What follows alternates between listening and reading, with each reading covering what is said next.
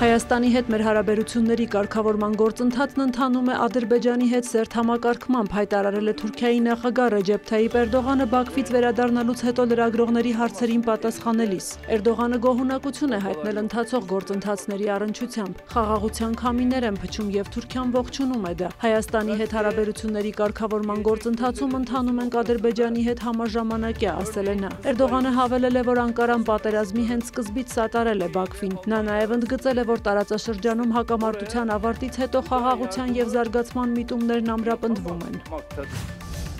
Բրյուսելը կորցրել է ընդհանուր եվրոպական արժեքները, որոնցից գլխավորը ժողովրդավարության նկատմամբ հարգանքն է, հայտարարել է Վրաստանի խորհրդարանի նախագահը, հավելելով, որ հենց դա է Վրաստանի եւ Եվրամիության միջև բարդ հարաբերությունների պատճառը։ Անհնար է հարգել ժողովրդավարությունը, այսինքն ժողովրդի իշխանությունը եւ միևնույն ժամանակ միջամտել այլ ժողովուրդների ընտրություններին։ Այն ձևը եւ ինտենսիվությունը, որով Բրյուսելը եւ նրա որոշ դեսպաններ միջամտեցին 2024 թվականի ընտրություններին, խախտում է ինչպես ՄԱԿ-ի կանոնադրությունը, այնպես էլ Վիեննայի կոնվենցիան, այսինքն կանոնների վրա հիմնված միջազգային կարգը, նշել է Շալվա Պապուաշվիլին։ Օրերս Եվրահանձնաժողովը տարեկան զեկույցում Վրաստանին մեղադրել էր ընդդիմության նկատմամբ բռնաճնշումների եւ ժողովրդավարական արժեքներից հեռանալու համար։ Կողմերի միջև հարաբերությունները զգալիորեն վատթարացել են 2024 թվականի հոկտեմբերին Վրաստանում խորհրդարանական ընտրությունից հետո, երբ իշխող վրացական երազանք կուսակցությունը հայտարարեց մինչև 2028 թվականը Եվրամիությանն անդամակցելու շուրջ բանակցությունները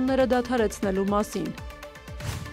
Մոսկվան ցանկանում է, որ ռուս-ուկրաինական հակամարտությունը հնարավորինս շուտ ավարտվի, սակայն դա տեղի կունենա այն ժամանակ, երբ Ռուսաստանը հասնի իր առջև դրված նպատակներին, հայտարարել է Կրեմլի խոսնակը։ Դմիտրի Պեսկովը հավելել է, որ Ռուսաստանը պատրաստ է հակամարտության կարգավորման քաղաքական դիվանագիտական ճանապարհով։ Դա է մեզ համար նախընտրելի տարբերակը, հավելել է նա։ Կրեմլի խոսնակը նաև նշել է, որ բանակցություններն արկախված վիճակում են, քանի որ եվրոպացիները Կիևին համոզել են, որ հնարավոր է հաղթել մարտի դաշտում։ Ըստ Պեսկովի դա մոլորություն է։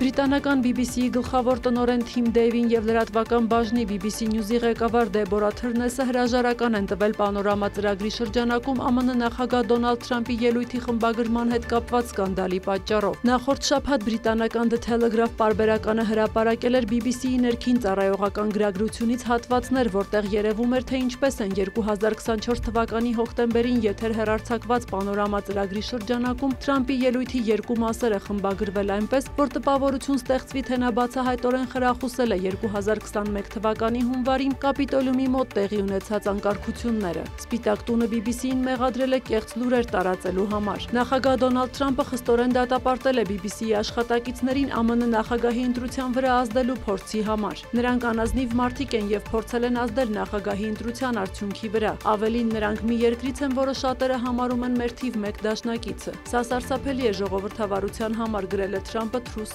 Social-ում։ Նա նաև շնորհակալություն է հայտնել The Telegraph-ին կատարվածը բացահայտելու համար։ Դեբորա Թրնեսն իր հերթին հայտարարել է, որ BBC News-ի լրագրողներն անազնիվ չեն եւ ձգտում են անկողմնակալության։ Նա խոստովանել է, սխալներ թույլ են տրվել, բայց ինստիտուցիոնալ կողմնակալություն չկա։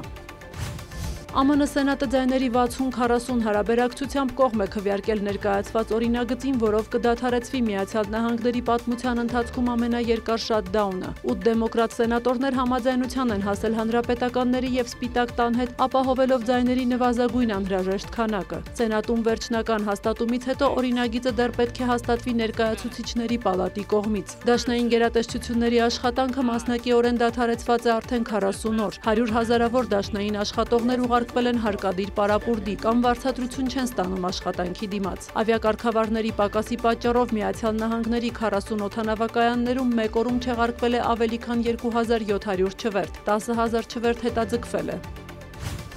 Թայլանդը կասեցնում է Միացյալ Նահանգների միջնորդությամբ Կամբոջայի հետ ձեռք բերված խաղաղության հռչակագրի գործողությունը։ Նման որոշման պատճառ է դարձել սահմանային պարեկության ժամանակ ականի պայթյունից թայլանդցի 2 զինծառայողի վիրավորումը։ Երկու երկրների միջև խաղաղության հռչակագիրը Մալազիայում ստորագրվել էր հոկտեմբերի վերջին ԱՄՆ նախագահ Դոնալդ Թրամփի ներկայությամբ։ Հռչակագրով նախատեսված քայլերը, որ մենք իրականացնում էինք արդեն 1 շաբաթ, կդադարեցվեն, հայտարարել է կառավարության խոսնակը հավելելով. Առաջիկայում նախատեսվող կամբոջացի 18 ռազմագերիների ազատ արձակումը նույնպես կկասեցվի։ Տարածքային վիճելի հարցերի շուրջ սահմանային բախումներից հետո հուլիսին կողմերը Դոնալդ Թրամփի միջնորդությամբ համաձայնել էին հրադադարի, որը հիմնականում պահպանվել է։